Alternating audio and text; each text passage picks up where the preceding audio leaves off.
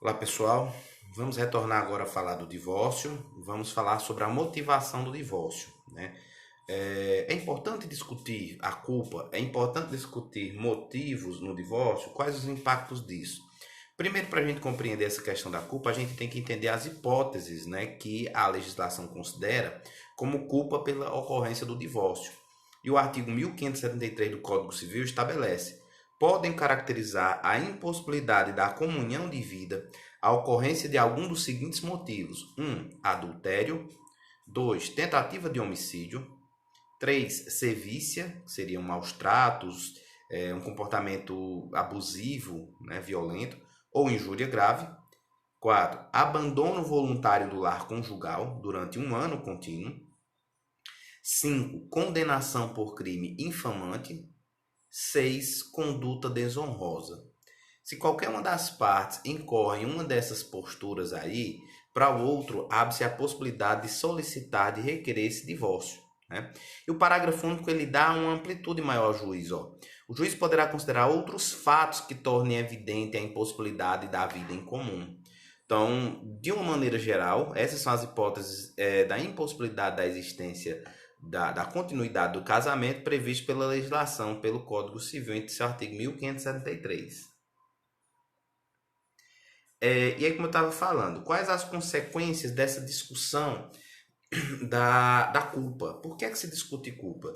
Gente, ó, como a gente falou inicialmente, o divórcio ele é um direito potestativo. Então, se o divórcio é um direito potestativo, isso quer dizer que se eu quiser me divorciar, posso estar no melhor casamento do mundo, a outra pessoa pode ser a melhor do mundo, pode não cometer nenhuma dessas situações aí, pode cumprir com todos os deveres do casamento, mesmo assim eu quero o divórcio e eu vou ter direito ao divórcio. Certo? Para que a gente discute a culpa? A gente discute a culpa porque essa culpa ela pode trazer no divórcio algumas consequências. Algumas. Vocês vão perceber que não são. Algumas têm algumas consequências, mas de uma forma geral há contornos para essas consequências. Né? Mas enfim, vamos lá. Primeira consequência: ônus sucumbenciais. Todo mundo sabe que para se iniciar um processo no âmbito civil, tem que se pagar as custas processuais, que seriam as taxas a serem cobradas, que são cobradas pelo Poder Judiciário para que ele possa funcionar, as custas processuais e os honorários advocatícios sucumbenciais, ou seja, sempre o advogado vencedor da ação, via de regra, o advogado vencedor da ação, ele vai receber uns honorários advocatícios sucumbenciais a serem pagos pela parte contrária, né? A serem pagos pela parte contrária. Então, se o autor sai vitorioso, o réu vai ter que pagar, além das custas processuais já desembolsadas anteriormente pelo autor, vai ter que ressarcir, vai ter que pagar os honorários advocatícios sucumbenciais do advogado do autor. Se for o réu, né, que sai vitorioso na causa, aí se inverte as obrigações.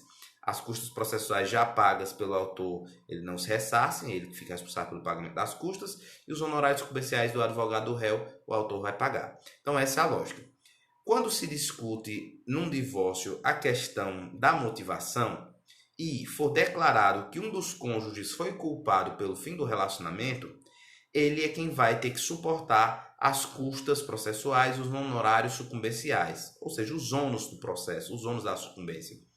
E por que isso? Porque foi ele que deu causa àquela ação, ele que deu causa ao divórcio em si.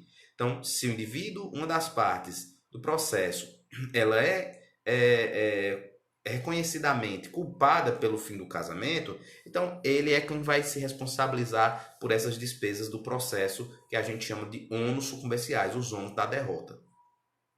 Segundo ponto, em relação ao nome. O artigo 1578 do Código Civil estabelece uma regra em relação quando há o término do casamento, ao nome, né? E levando em conta o cônjuge culpado por aquele fim do casamento. Olha o que é que diz o artigo. O cônjuge declarado culpado na ação de separação judicial, entendam, gente, aí diversas vezes o código vai falar em separação judicial, mas são regras aplicáveis ao divórcio também, entendeu? Então, vamos lá. O cônjuge declarado culpado na ação de separação judicial, divórcio, perde o direito de usar o sobrenome do outro, desde que expressamente requerido pelo cônjuge inocente e se a alteração não acarretar. Então, ó, primeiro, em relação ao nome, o cônjuge culpado, se ele teve incorporado o nome do outro, né, o sobrenome do outro em seu nome, ele pode perder esse direito. Ele pode ter o sobrenome do outro retirado. Porém, para isso acontecer, primeiro, a lei está dizendo, ó, desde que expressamente requerido pelo cônjuge inocente.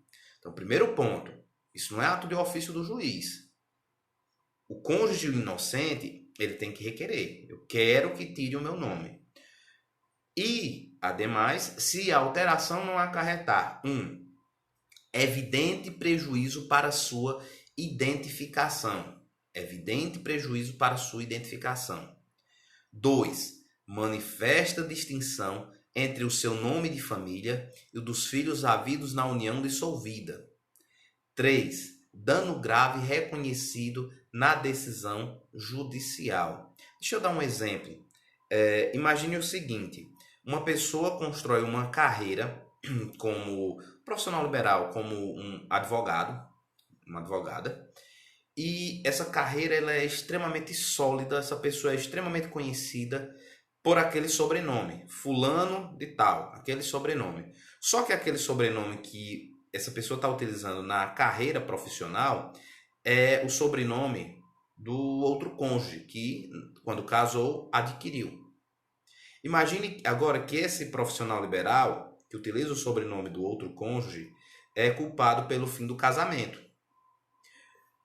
Na ação de divórcio, o cônjuge inocente pede que o cônjuge culpado perca o direito de utilizar o sobrenome dele. Só que o juiz ele tem que analisar se a retirada daquele nome não vai causar nenhum desses impactos, ou seja, evidente prejuízo para a sua identificação, uma manifesta distinção entre o nome de família dos filhos, havidos da união dissolvida, e um dano grave reconhecido na decisão judicial. Numa situação dessa, como eu estou contando para vocês, tanto pode haver um prejuízo para a identificação daquela pessoa, como um outro dano grave, um dano econômico. Poxa, será que essa pessoa não vai ter um dano econômico? Porque vai ter que mudar o nome do escritório, muitas pessoas não vão mais conhecer aquela pessoa, por exemplo. E como é que fica, né? Então, se acarretar uma dessas consequências, mesmo que o cônjuge inocente peça, não vai haver a retirada do nome, do sobrenome, do nome do cônjuge culpado. Então, essa é a ideia. Parágrafo 1º. O cônjuge inocente, na ação de separação judicial, poderá renunciar a qualquer momento ao direito de usar o sobrenome do outro. Mas aí tem um detalhe, gente. Essa questão de nome envolve a própria personalidade do indivíduo, né, quanto ser humano. É algo que está inerente, né, como os direitos da personalidade, o nome. O cônjuge inocente, imagina o cônjuge inocente que tenha adquirido no casamento o sobrenome do outro. Ele é inocente. Ele não é obrigado a tirar o nome no divórcio. Ele tira o sobrenome do outro se quiser. Se ele quiser continuar com o sobrenome que ele já tinha adquirido, ele continua. A gente está falando aqui do inocente, né? Ele é o inocente e está atrás do divórcio. Ele deixa de usar o sobrenome do outro, se ele tiver adquirido no casamento, se ele quiser. Se ele quiser continuar a utilizar o sobrenome, não tem problema nenhum. Parágrafo 2º. Nos demais casos, caberá a opção pela conservação do nome do casado. Nos demais casos, ou seja, quando não se discute essa culpa, na hora do divórcio, as partes decidem se querem manter o sobrenome do outro ou não. Essa seria a ideia. Então, gente, só para recapitular, uma das consequências aí da discussão de culpa. O cônjuge culpado, ele pode ter o nome dele, o sobrenome do outro, né, que ele tinha incorporado ao casar, ele pode ter esse sobrenome retirado do seu nome. Agora, para isso acontecer, primeiro, o cônjuge inocente tem que ter requerido, e segundo, não pode acontecer algum desses danos aí previstos no artigo 1578.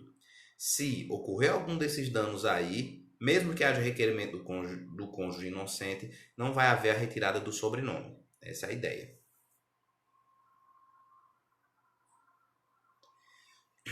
Outro detalhe de discussão sobre a culpa é em relação ao direito sobre os filhos. Será que o cônjuge declarado culpado ele perde o direito sobre os filhos, sobre a guarda? Isso, gente, era uma tônica muito comum no direito civil, principalmente ainda sob a égide do Código de 16, né? Quando foi adotado no Brasil a figura do desquite, que hoje seria o equivalente à separação. Logo quando surgiu, quando foi adotada essa figura do desquite, essa figura ela era utilizada muito como uma punição do cônjuge culpado. Primeiro, só poderia ocorrer o desquite se houvesse motivo. Então, por isso que se discute ainda essa questão, se discutia bastante essa questão do motivo. Só poderia de forma motivada. Sem nenhum motivo não haveria a separação. E segundo, aquele que era considerado culpado, ele perdia os direitos sobre os filhos. Olha que coisa dura, né? Dura porque você está misturando aí o relacionamento do casal com o relacionamento pai, filho, mãe e filho, né? E aí são dois, apesar de fazerem parte de uma mesma família, são dois pontos que merecem um tratamento diferenciado. Então isso, obviamente, foi aos poucos evoluindo na nossa legislação civil, e o artigo 1579 do Código Civil estabelece: o divórcio não modificará os direitos e deveres dos pais em relação aos filhos. Então, gente, não há qualquer consequência para os filhos, né, em relação à discussão da culpa do casamento, pelo fim do casamento. Então, se, por exemplo, a mãe foi culpada pelo fim do casamento, ela continua tendo os mesmos direitos de guarda, de visita, se for o caso, se ela não tiver namoradia direta com as crianças, da mesma forma. E se for o pai o culpado, da mesma forma, né? Encontra-se em discussão um projeto de lei que busca fazer com que, quando há caso de violência doméstica, né, aquele agressor, o marido que for agressor, ele perca o direito à guarda dos filhos, e a guarda seria unilateral para a esposa. É uma iniciativa válida, é uma iniciativa bem interessante, né? Porque se geralmente aquela pessoa que comete violência familiar contra a esposa, ele também comete violência contra os filhos, e mesmo que não seja uma violência física contra os filhos, aquilo já é uma violência psicológica contra os filhos também. Então é uma iniciativa bem válida, né? Enfim, mas por enquanto a ideia é que o divórcio ele não modifica os direitos e deveres dos pais em relação aos filhos. Parágrafo único. No casamento de qualquer dos pais, novo casamento de qualquer dos pais ou de ambos, não poderá importar restrições aos direitos e deveres previstos neste artigo.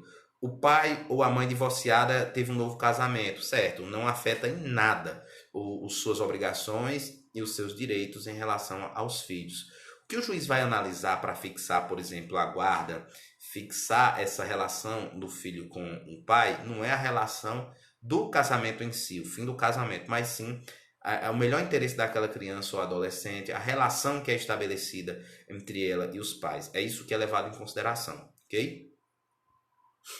Seguindo, outro ponto aqui que merece destaque em relação à discussão da motivação são os alimentos. Gente, a relação do casamento, a relação conjugal, assim como a união estável também, ela gera, como a gente viu, esse dever de assistência mútua, esse dever de sustento mútuo também, né?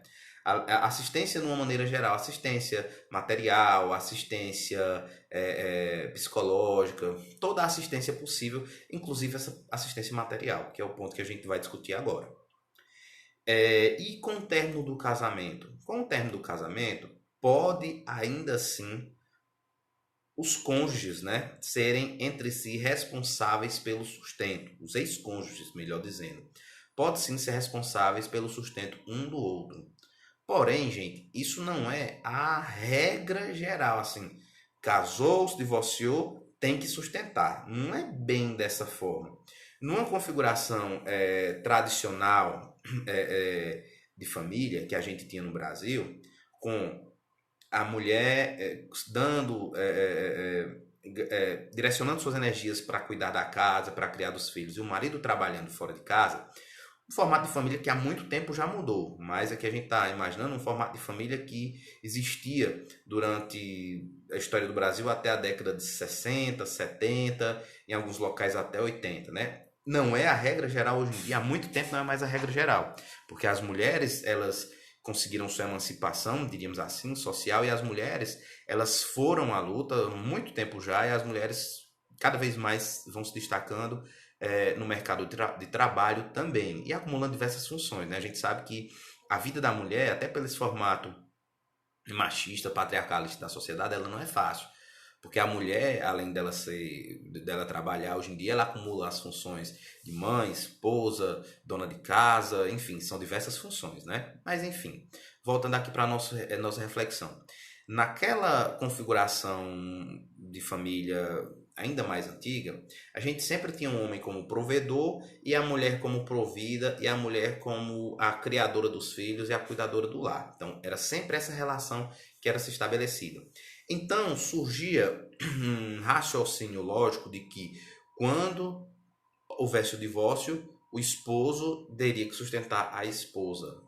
Sempre nessa relação aí de uma espécie de relação de subordinação, talvez, pelo menos do ponto de vista econômico, né? Talvez, eu não tenha utilizado a melhor expressão, mas vocês compreenderam a ideia. O que é que acontece? Hoje em dia, essa não é necessariamente a mesma lógica, porque, como já falei aqui com vocês, há uma modificação dos papéis familiares e uma modificação da mulher também, dos papéis da mulher na sociedade. Então, a questão dos alimentos, tanto a mulher recebendo do esposo, como o homem recebendo da esposa, vice-versa, essa via de mão dupla, ela vai acontecer, na realidade, se ficarem configurados os elementos necessários para qualquer obrigação alimentar. Quais são esses elementos? Vamos ler aqui o artigo 1694 que a gente vai compreender. Podem os parentes ou cônjuges ou companheiros, ou seja, engloba união estável, pedir uns aos outros os alimentos de que necessitem para viver de modo compatível com a sua condição social, inclusive para atender às necessidades de sua educação. Então, assim, gente, a lei ela permite que com esse vínculo de casamento ou união estável haja essa estabilização, essa necessidade, né, de haver um fornecimento de alimentos em relação ao cônjuge ou companheiro que necessitar. Porém, para oferecimento ou para a existência dessa obrigação alimentar, primeiramente a gente tem que lembrar do binômio da obrigação alimentar, que é o quê? A necessidade e a possibilidade. Necessidade, possibilidade. Necessidade. Quando é que existe necessidade? Quando uma pessoa não tem como, por suas próprias forças, prover o seu sustento. Não tem como prover o seu sustento. Imagina a situação de Dona Maria. Dona Maria, ela foi surpreendida, uma mulher muito religiosa, durante toda a vida se dedicou à criação da família, nesse formato de família bem tradicional aí de décadas atrás. Dona Maria, ela tem 75 anos e ela foi surpreendida com uma ação de divórcio promovida pelo seu esposo, que agora aos 80 anos quer se ver livre do casamento e quer viver outras aventuras numa outra fase. Imagine agora Dona Maria que não trabalhou, como ela não trabalhou, ela não se aposentou, ela não tem nenhuma fonte de renda. Agora imagine Dona Maria tendo que voltar ao mercado de trabalho. Não tem como, né, gente? É impossível. Então, numa situação como essa, por exemplo, ela tem necessidade alimentar. Por que necessidade? Porque todo mundo precisa se alimentar e ela não tem condições de prover pelos seus próprios esforços. Então ela tem sim necessidade e ela pode sim exigir alimentos. Agora imagine outra situação. Um casal jovem, em relação a esse casal jovem, o esposo trabalhava, a esposa vivia em casa, não trabalhava, não estudava, não trabalhava porque não queria, não estudava porque não queria. Imagine que acontece o divórcio. Aí a pergunta é, será que o esposo vai ter que pagar alimentos para essa esposa que agora tem, por exemplo, recém-completados 25 anos, durante toda a vida dela? Será que ela tem necessidade? Aí, para ver a necessidade, a gente tem que analisar. Todo mundo necessita se alimentar, óbvio. Mas ela não tem capacidade de ir atrás do seu sustento? Provavelmente ela terá. Ela ainda é jovem, deve ter boa saúde. Isso aqui, claro, a gente está analisando num contexto bem generalista. Pode existir outros contextos aí envolvidos, né? Então, ela tem, sim, essa possibilidade de ir atrás do próprio sustento. Então, a gente tem que ter um cuidado para fazer essa análise aqui. Tranquilo? Vamos aqui avançar para a gente falar aqui da discussão da culpa, então. Falar da culpa. Quando se discute culpa no divórcio, essa culpa ela pode sim interferir nos alimentos. Porque o cônjuge culpado ele pode ter o seu direito a alimentos mitigado. Olha o que é que dizem aqui o parágrafo 2º e depois a gente, do 1694, depois a gente vai ler o 1702 do Código Civil. Parágrafo 2º, 1694. Os alimentos serão apenas os indispensáveis à subsistência quando a situação de necessidade resultar de culpa de quem os pleiteia. Então, olha aí, ó, primeiro ponto. Se você está nessa situação de ruína, de necessidade, por sua culpa, porque você não foi atrás, ou então porque você deu causa ao fim desse casamento, por exemplo, você vai ter alimentos, mas seus alimentos serão os alimentos chamados mínimos. O que são os alimentos mínimos? São os alimentos indispensáveis à sobrevivência e ponto final. É o necessário para ter uma moradia que não precisa ser algo do seu nível social, uma moradia, não é digna, mas tem que ser uma moradia simples. É o suficiente para você receber a alimentação básica, pagar a energia, a água básico e ponto final, né? Ponto final. Não vai ter direito a valores para ter lazer, para ter uma educação, enfim, é o básico do básico para a sobrevivência. Claro que no caso concreto, quem vai decidir isso é o juiz, o que é o básico, o que é o imprescindível, né, para a sobrevivência. Mas essa parte de lazer, essa parte de educação, ela não é concedida quando se trata desses alimentos mínimos. E o 1702 estabelece, na separação judicial litigiosa, sendo um dos cônjuges inocente e desprovido de recurso, prestar-lhe ao outro a pensão alimentícia que o juiz fixar. Então, ó, se um cônjuge é inocente e tem a necessidade e o outro tem a possibilidade, o outro tem que prestar-lhe os alimentos, a pensão alimentícia. Quando é culpado, aí a coisa muda de lado.